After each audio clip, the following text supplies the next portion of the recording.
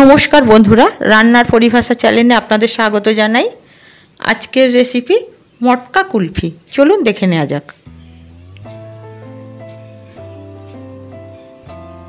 মটকা কুলফি বানানোর জন্য আমি এখানে কিছু ড্রাই ফ্রুট নিয়ে নিয়েছি। 10-12টা কাজু, 8টা আমন্ড, 2টো এলাচ, 4টে পেস্তা। এগুলোকে আমি শিলে বেটে নেব। শিলে আমি বেটে নিয়েছি, আপনারা মিক্সিতে গুঁড়ো করেও নিতে পারেন। কড়াইতে আমি জল বসিয়ে দিয়েছি। জলটা দিয়েছি যাতে দুধটা লেগে না পড়ে।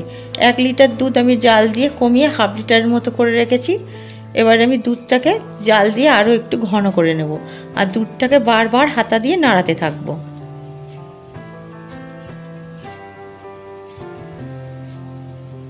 আর এখানে আমি দিয়েছি কিছুটা গুঁড়ো দুধ।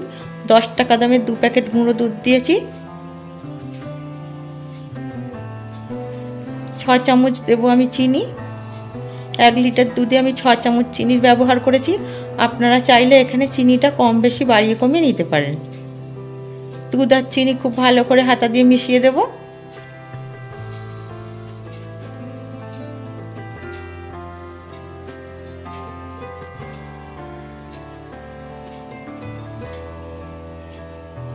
দেখুন বন্ধুরা, জাল দিতে দিতে অনেকটাই ঘন হয়ে এসেছে।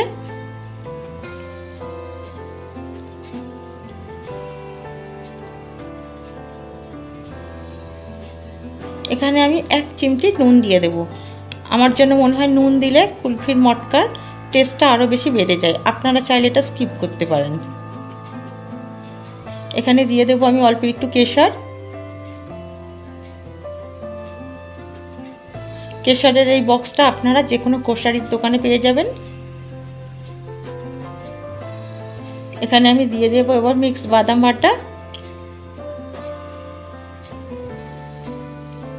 ভালো করে মিক্স করে দেবো এবারে।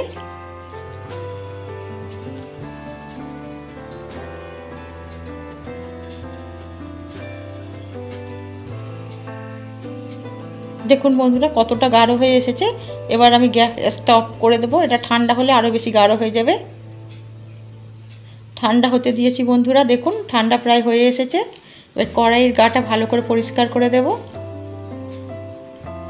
ভালো করে এবারে মিশিয়ে দেবো খুন্তির সাহায্যে।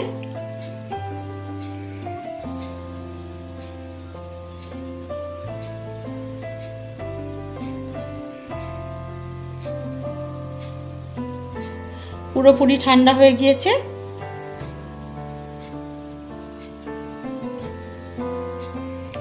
এখানে আমি 2টো ভাঁড় নিয়েছি আর নিয়েছি 2টো চায়ের কাপ।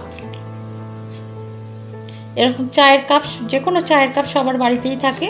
চায়ের কাপ বা কাঁচের গ্লাস বা স্টিলের ছোট গ্লাসেও আপনারা বসাতে পারবেন। এছাড়াও চায়ের দোকানে যে চা কফির কাপগুলো পাওয়া যায় সেগুলোতেও জমানো যাবে।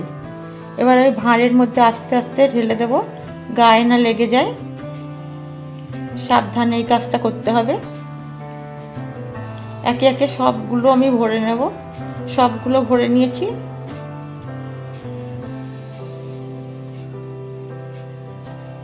কিছু কাজু পেস্তা আমি আগে থাকতে টুকরো টুকরো করে কেটে রেখেছি। এগুলোকে আমি উপর থেকে দিয়ে দেবো। এটা দিলে দেখতেও সুন্দর লাগবে, খেতেও সুন্দর লাগবে।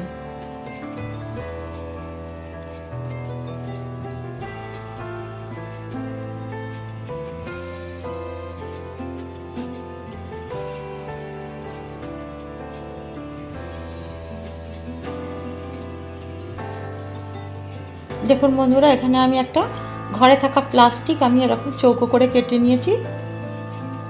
এবারে এই ভাঁড়ের মধ্যে আমি প্লাস্টিকটা দিয়ে একটা গার্ডার আটকে দিলাম। একইভাবে সবগুলোকে আটকিয়ে দেব। দেখুন বন্ধুরা, একইভাবে সবগুলো আটকে দিয়েছি। এবার এটাকে ডিপ ফ্রিজে আমি বরফের উপর রেখে দেব। 8 থেকে 10 ঘন্টা রাখবো। 8 থেকে 10 ঘন্টা পরে আমি ফিরে এলাম। এবার এটা আমি আপনাদের খুলে দেখাবো কতটা সুন্দর মটকা কুলফিটা হয়েছে। দেখুন বন্ধুরা কতটা সুন্দর মটকা কুলফি হয়েছে। দেখুন আমি ভাঁড়টা উল্টিয়ে দিলাম, কত সুন্দর জমেছে আর দেখতেও কত সুন্দর হয়েছে। একে একে আমি সবগুলো খুলে নেব বন্ধুরা। দেখুন সবগুলো একইভাবে একই রকম হয়েছে। এরকম মটকা কুলফি যদি বাড়িতেই এত সুন্দর বানানো যায় ছোট থেকে বড় সবাই খুব পছন্দ করবে। আমাদের বাড়িতে তো ঘরে বানানো মটকা কুলফি সবাই ভীষণ পছন্দ করে। আমি আশা করছি বন্ধুরা আপনারাও যদি বাড়িতে বানান তা আপনাদের বাড়িতেও ছোট থেকে বড় এই ঠান্ডা ঠান্ডা মটকা কুলফি খেতে সবাই খুব পছন্দ করবে। আজকের এই মটকা কুলফির রেসিপিটা এখানেই শেষ করলাম। মটকা কুলফির রেসিপিটা যদি ভালো লাগে তো একটু লাইক করবেন। আপনারা ভালো থাকবেন, সাবধানে থাকবেন। আবারও দেখা হবে অন্য কোনো ভিডিও।